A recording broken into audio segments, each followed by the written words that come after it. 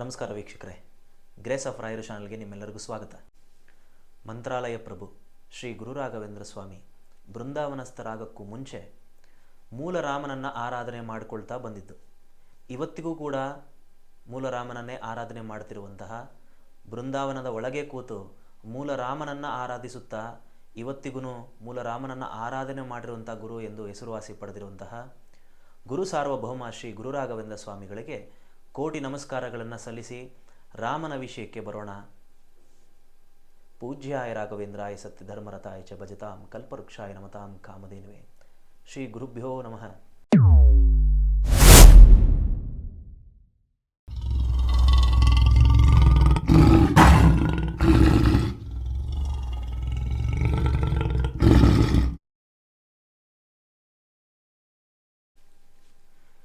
ಇವತ್ತಿನವರೆಗೂ ನಾವೆಲ್ಲರೂ, ನಾನು ಕೂಡ, ರಾಯರ ಭಕ್ತರು ಕೂಡ, ರಾಮನಿಲ್ಲದೆ ನನ್ನ ಗುರು ಇಲ್ಲ, ನನ್ನ ಗುರು ಇಲ್ಲದೆ ರಾಮನಿಲ್ಲ ಅಂತ ನಂಬ್ಕೊಂಡು ಬಂದಿರೋರು ನಾವೆಲ್ಲ.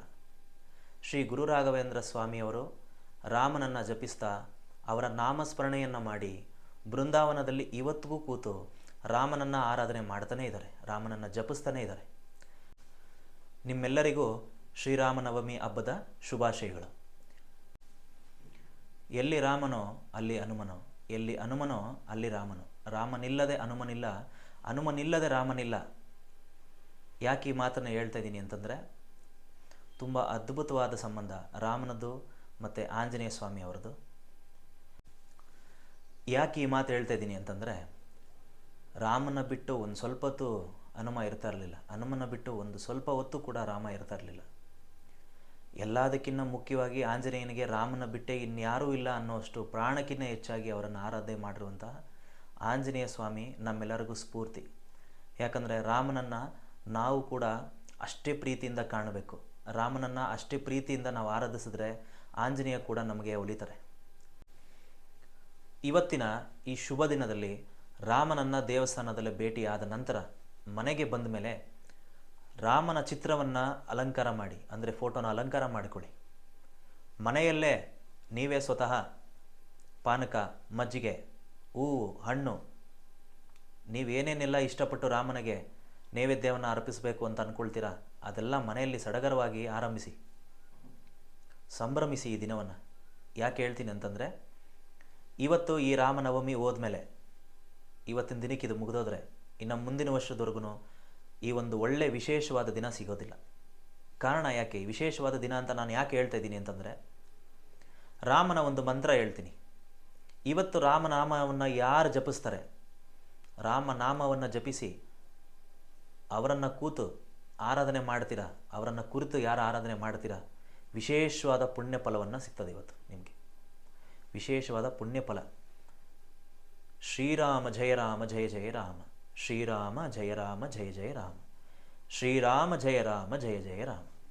ಈ ಮಂತ್ರವನ್ನು ಮನೆಯಲ್ಲೇ ನೀವೆಲ್ಲ ಕೂತು ಲಕ್ಷಗಳ ಗಟ್ಟಲೆ ಜಪವನ್ನು ಮಾಡಿದ್ದಾಗಿದ್ದರೆ ಖಂಡಿತವಾಗ್ಲೂ ನೀವೆಲ್ಲರೂ ವಿಶೇಷವಾದ ಫಲವನ್ನು, ಒಳ್ಳೆಯ ಆಶೀರ್ವಾದ ರಾಮನಿಂದ ಪಡ್ಕೊಳ್ತೀರ, ಹನುಮನ ಆಶೀರ್ವಾದ ಕೂಡ ಪಡ್ಕೊಳ್ತೀರ.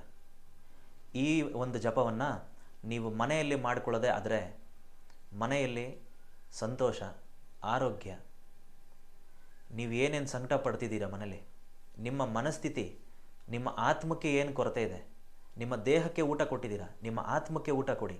ಈ ಒಂದು ವಿಶೇಷವಾದ ದಿನಗಳು ಬಂದಾಗ, ಈ ಥರದ ದಿನಗಳು ಬಂದಾಗ ಮನೆಯಲ್ಲೇ ಆಚರಣೆ ಮಾಡಿಕೊಳ್ಳಿ. ದೇವಸ್ಥಾನಕ್ಕೆ ಹೋಗಿ ಬಂದ ಮೇಲೆ ವಿಶೇಷವಾಗಿ ಇವತ್ತಿನ ದಿನ ನೀವು ಈ ಆರಾಧನೆ ಮಾಡಿಕೊಳ್ಳೇಬೇಕು ಮನೆಯಲ್ಲಿ.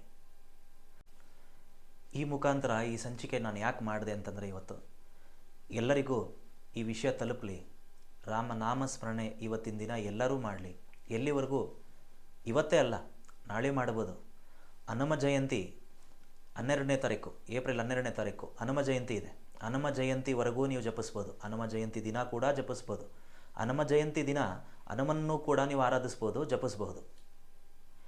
ಈ ಒಂದು ಎಚ್ಚರಿಕೆ ಅಥವಾ ಒಂದು ಮುನ್ಸೂಚನೆ ಗ್ರೇಸ್ ಆಫ್ ರಾಯರು ಚಾನಲ್ನ ಮುಖಾಂತರ ನಿಮ್ಮೆಲ್ಲರಿಗೂ ತಲುಪಲಿ ಅಂತೇಳಿ ಈ ಒಂದು ಎಪಿಸೋಡ್ನ ಮಾಡಿದ್ದೀನಿ ನಾನು. ನಿಮ್ಮೆಲ್ಲರಿಗೂ ಈ ವಿಶೇಷವಾದ ಹಬ್ಬದ ದಿನದಂದು ರಾಮನ ಆಶೀರ್ವಾದ ನಿಮಗೂ ಮತ್ತು ನಿಮ್ಮ ಕುಟುಂಬಕ್ಕೂ ಸಿಗಲಿ, ಅವರ ಅನುಗ್ರಹ ನಿಮ್ಮ ಮನೆಗಾಗಲಿ ಅಂತೇಳಿ ನಾನು ಆಶಿಸ್ತೀನಿ.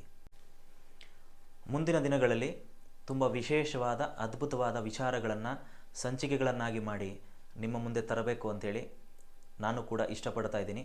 ಮುಂದಿನ ಎಲ್ಲ ಎಪಿಸೋಡ್ಗೋಸ್ಕರ ಕಾಯ್ತಾ ಇರಿ. ಧನ್ಯವಾದ.